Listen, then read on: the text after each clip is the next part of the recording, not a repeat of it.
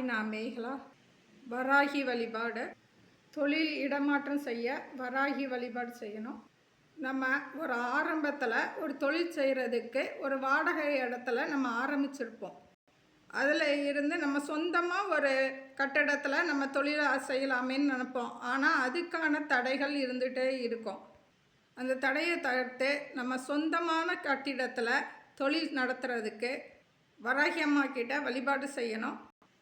2024 ஜூலை மாதம் 13ஆம் தேதியில் இருந்து 2024 ஆகஸ்ட் மாதம் 24ஆம் தேதி வரைக்கும் 7 சனிக்கிழமை வழிபாடு செய்யணும். இந்த வழிபாடை பிரம்ம முகூர்த்தத்தில் தான் செய்யணும்.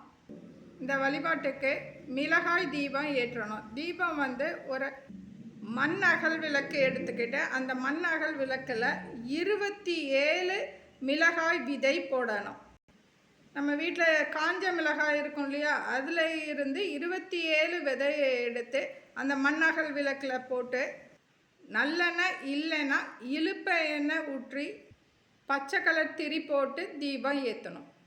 இப்படி செய்து வந்தால் வாடகை கட்டிடத்தில் தொழில் செஞ்சிட்டு இருக்கிறவங்க சொந்த கட்டிடத்திற்கு இடமாற்றம் ஆகும். எல்லோருக்கும் வராகி அம்மா ஆசி கிட்டட்டும். தேங்க்யூ.